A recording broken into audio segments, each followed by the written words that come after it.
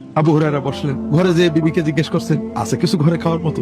ইয়া রাসূলুল্লাহ, ওই অমুক আনসারী সাহাবী এক বাটি দুধ দিয়ে গেছেন আপনার জন্য হাদিয়া।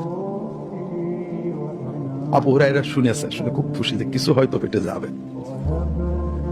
রাসূলুল্লাহ সাল্লাল্লাহু আলাইহি ওয়াসাল্লাম বলছেন, আবু হুরায়রা শোনো, তোমার সব আসহাবে সুফফার সাথীকে ডাক দাও। আবু হুরায়রা বলছেন বুখারীর হাদিসে যে আমার মনটা একদম ভেঙে গেল, এই এক বাটি দুধ আমারই পেট ভরবে না, আমি আগে আসলাম নবীর মেহমান হয়ে, নবী আমার না দিয়ে এই যে সৎখানেক যদি সাহাবী আসে আমার পেটে কি যাবে? কিচ্ছু যাবে না। কি করব, যেহেতু রাসূলুল্লাহ সাল্লাল্লাহু আলাইহি ওয়াসাল্লাম হুকুম করে ফেলেছেন আর নবীর হুকুম না শুনে তো উপায় নেই, এই জন্য আমি গেলাম, সবাইকে ডাকলাম, সবাই আসলেন। রাসূলুল্লাহ সাল্লাল্লাহু আলাইহি ওয়াসাল্লাম দুধের বাটিটা আমার হাতে দিলেন, দিয়ে বললেন যে একজন একজন করে খাওয়াও। আমার তো বুক ফেটে যাচ্ছে যে আমার বন্ধুবাদে কিছুই থাকবে না।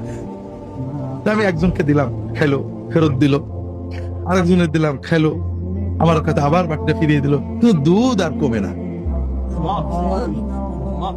এইভাবে করতে করতে সবাই দুধ খেয়ে ফেললো। রাসূলুল্লাহ সাল্লাল্লাহু আলাইহি ওয়াসাল্লাম শুধু মুসকে মুসকে হাসছেন আমার দিকে থেকে। শেষে সবাই খেয়ে চলে গেল। রাসূলুল্লাহ বললেন, আবু হুরায়রা, এখন তো বাকি থাকলাম তুমি আর আমি, তো তুমি খেয়ে নাও আগে, এরপর আমি খাবো।